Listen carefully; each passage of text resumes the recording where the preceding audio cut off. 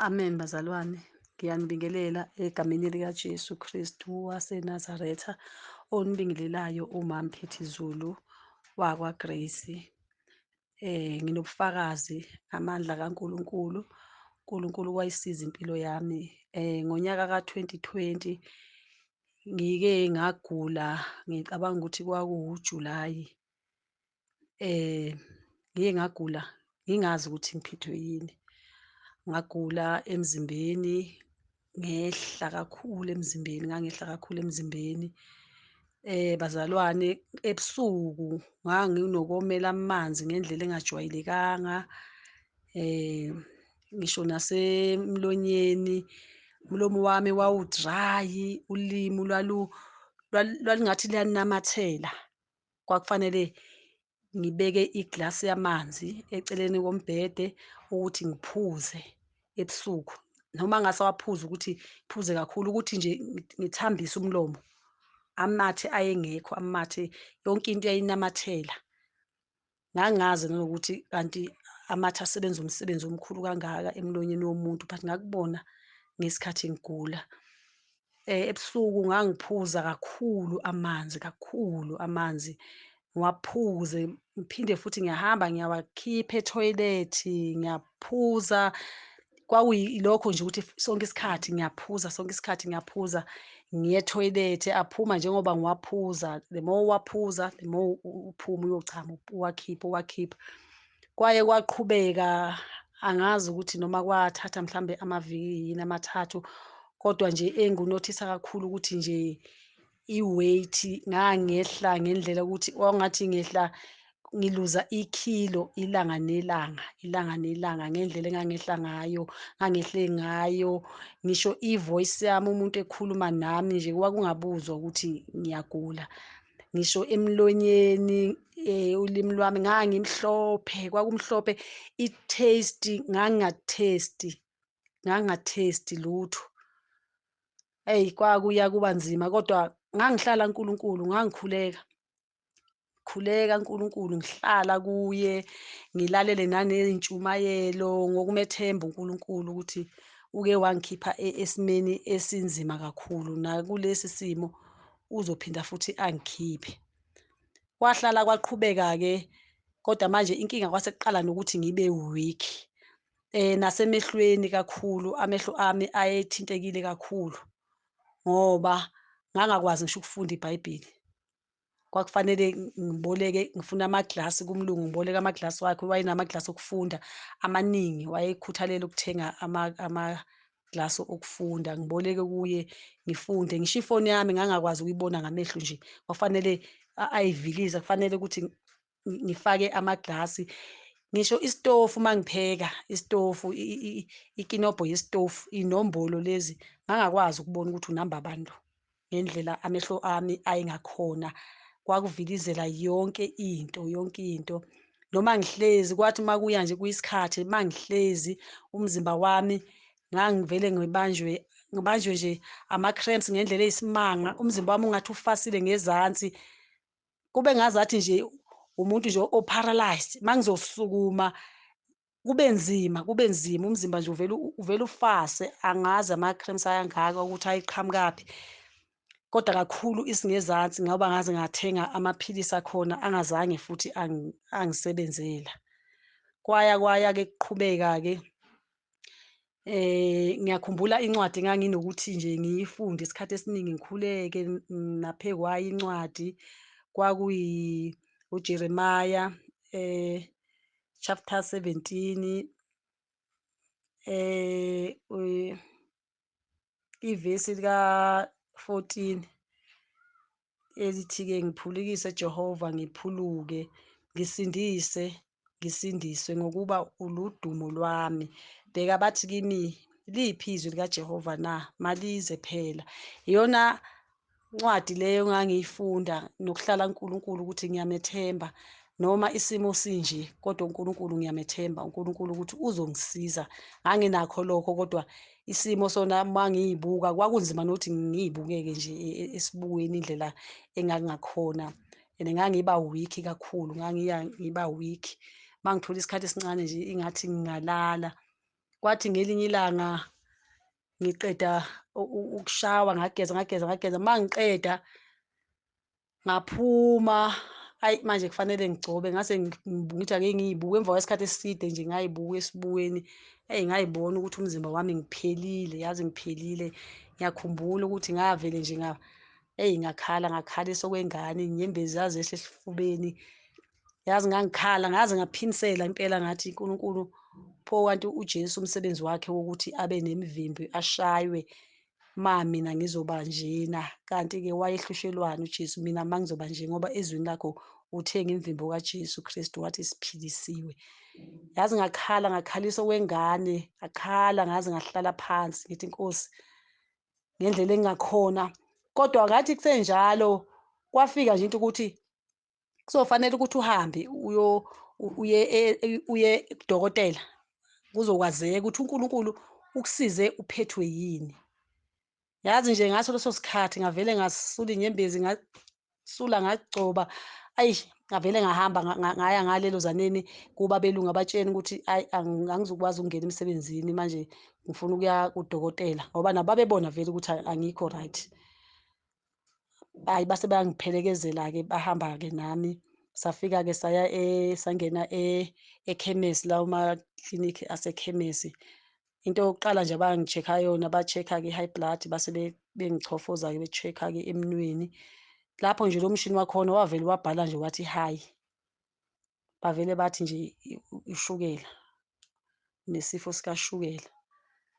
Manje isifo babuza ukuthi siyakuphatha yini isifo sikashukela, noma ngathi angikaze ngize singiphathe isifo sikashukela, ngiyaqala nje ukuzwa ukuthi nginesifo sikashukela. Base bethi-ke cha, kufanele uhambe uye esibhedlela-ke. Hhayi, sakhuluma-ke nabelungu sathi no, ngeke ngikwazi ukuhamba ngesibhedlela ngoba kusebhizi kangaka ngama-COVID. Vele ngaleso sikhathi kwakusenzima ukuya esibhedlela ngey'ndaba zama-COVID ukuthi yayiningi nasey'bhedlela. So sase sithi-ke okungcono-ke sibone siye kudokotela khona la eduzane khona kulowo mall kwakukhona udokotela-ke sase siya-ke kudokotela. Wafika udokotela-ke naye wase ya-check-a-ke, nakhona-ke wathola ukuthi vele isabhala ukuthi high, washo naye same thing njengalaba abanye ukuthi nginoshukela. Hhayi, bangibhalela incwadi ngahamba ngayothola amaphilisi-ke ekhemesi-ke ngawaphuza, Agasti wonke ngaphuza, ngase ngiyahlala, ngigcina ukwaphuza u-Agasti, kwawu-September, u-October, u-November. Kwathi nje ngoDisemba noma angasazi kwakuni kodwa nje kwakuDisemba, inyanga yokuthi umuntu ahambe aye ekhaya. Hhayi, zaphinde futhi abuya futhi lawo ma-symptoms onke njengoba enjalo. Hhayi, kwaba nzima, ngaqhubeka ngakhuleka ngoba bengilokhu ngikhuleka, bengingayekile ukuthi ngikhuleke ngoba noma bengiwadla amaphilisi la, kodwa bengisho ngithi Nkulunkulu, amaphilisi lana a-temporary, akusiyo into le engizoyiphuza mina impilo yami yonke. Cha, akusiyo into engizoyiphuza ngoba le udokotela wangitshela fanele ngiye eklinikhi, kuzofanele ngiphuze amaphilisi, shuthi ngihlezi ngiwaphuza njalo vele njengezifo lezi esizaziyo vele o-high blood ukuthi uwaphuza impilo yakho yonke amaphilisi. Ngathi mina-ke angeke ngiwaphuze impilo yami yonke, ngiyawaphuza kodwa angeke ngiwaphuze impilo yami yonke. Ngaqhubeka-ke sesibuyile-ke futhi lesi sifo, ngase ngithi-ke hhayi nakhona siyashesha futhi i-weight yami yehla ngokushesha. Hhayi, ngavele ngaya-ke ekhemesi-ke manje ngayothatha-ke amaphilisi, nakhona seyehlile ngendlela eyehla ngakhona masinyane ngakhona i-weight. Ngaphuza-ke amaphilisi-ke lawo-ke manje sengiwaphuza okwesibili. Before ngiwaphuze noma before ngiye ekhemesi bayangibuza-ke abelungu ukuthi, hawu, kanti ubungasawaphuzi yini amaphilisi lana? Ngathi mina cha, azange bengawaphuzi. Bathi hhayi, isifo lesi sifuna usiphuze, uphuze amaphilisi impilo yakho, bekungafanele ukuthi uwayeke. Yazi ngiyazi, hhayi ukuthi ngangazi ukuthi kwakufanele ngiwaphuze njalo, but ngangikhuleka uNkulunkulu ngimethemba. Ngathi ngifika nje endlini, yazi ngathi Nkulunkulu, bengeke ngikwazi ukumtshela lo mlungu ukuthi ngoba ngawaphuza amaphilisi ngoba ngithembe wena, ngoba umlungu lona ngathi ngivikela igama lakho Nkulunkulu, ngoba mhlawumbe bezokhuluma into engekho right ukuthi uyabona-ke uNkulunkulu wakho lo omethembayo, buka manje usuphinde uyagula. Ngathi uNkulunkulu bengivikela igama lakho ukuthi igama lakho lingakhulumeki kabi, ngoba yena umlungu lo ngangijwayele kakhulu ukumtshena ngoNkulunkulu, kodwa umuntu wayengafuni nje indaba yokukholwa nje. So, kube ngangimtshena-ke ukuthi bengithandaza, iyo le ndaba angahambanga ngaqhubeka namaphilisi, ngalanda amaphilisi. Umlungu wayezokubona nje mhlampe lokho njengento nje ukuthi mhlambe ikhanda lami alikho kahle. So, nga-decide ukuthi umlungu ngingamtsheni ukuthi into eyenza ukuthi ngingaqhubeki namaphilisi lana kungoba uNkulunkulu ngiyamethemba, bengithandaza. Ngoba vele bezobuza ukuthi ingani nakhu waphinde wagula futhi pho kwenzeke kanjani? So, ngahlala-ke sekuzofanele ukuthi ngiye ekhaya ngoDisemba, angazi noma kwakubani ko-18 noma kunini, sekufanele ngiye ekhaya. Nakhona ngikhathazekile isimo sami ngoba azange kusheshe masinyane ukuthi ngirikhave, ikakhulukazi nje umzimba. Ngaya-ke ekhaya nakhona before ngiye ngiyabafonela ngiyabacela ukuthi bandla ngiyanicela ukuthi ningangibabazi okanye ningethuki uma ngifika lapho. Into nje engangisho ukuthi ngoba ngangikhathazekile ngabo, kungcono uma bezwa ngithi ngiyagula kodwa bangangiboni. Manje-ke ngiye ekhaya bazongibona vele kuyacaca. Ngendlela engangakhona nami ngangibona nje ukuthi ngiwumuntu lo obabazisayo vele. Hhayi, ngafika-ke ekhaya yonke into yaba right, ngaqhubeka ngawadla amaphilisi kwaba ngconywana, ngaqhubeka ngase ngiyabuyela-ke seku-2021 January.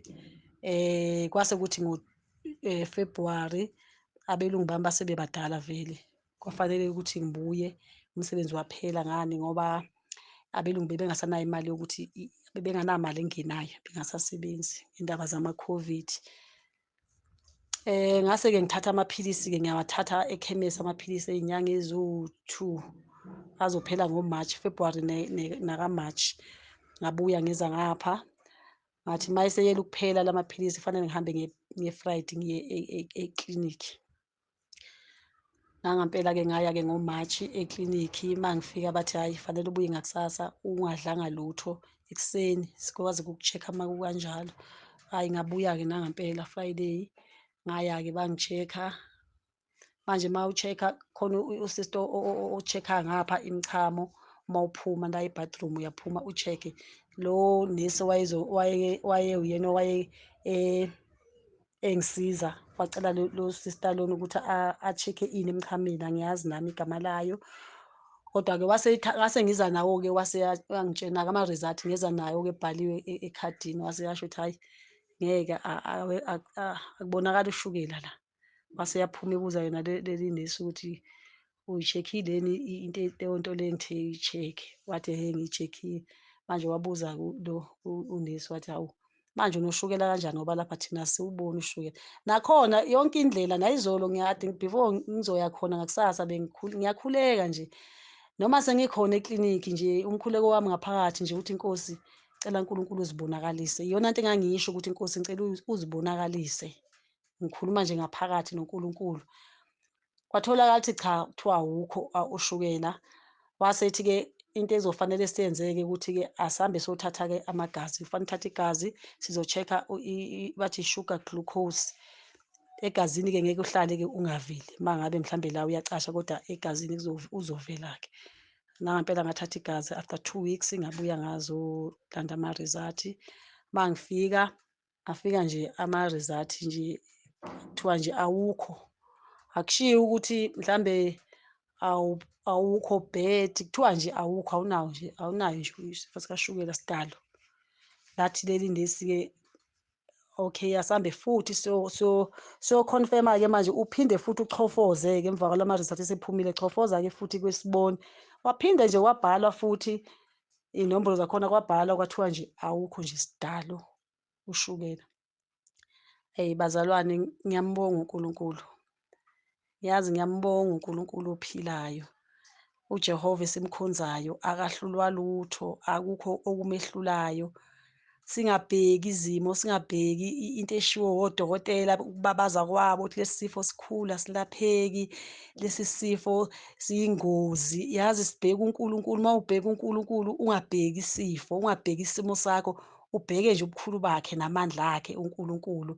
UNkulunkulu ungumangaliso, ungumangaliso izifo zonke uNkulunkulu uyazelapha. Khona esisodwa uNkulunkulu isifo esimhlulayo. Ayikho into emhlulayo, kuphela nje masihlala kuye, simethemba ngeqiniso, singabheki ukuthi inhloboni yesifo esikuphethe, kuthiwa sinobungozi obungakanani. No, ubheke nje uNkulunkulu kuphela, ubheke uNkulunkulu. Ngeke ngisho ngithi umuntu engamethembi uNkulunkulu, ngithi hhayi amaphilisi kofanele uwadle, ungawayeki ukuthi ungawayeki ungawadli kanti awumethembi. Kufuneka umuntu ozomethemba uNkulunkulu ngenhliziyo yakhe yonke, khathi ezobona imisebenzi kaNkulunkulu. uNkulunkulu esimkhonzayo unamandla, ungumangaliso omkhulu, ungumangaliso.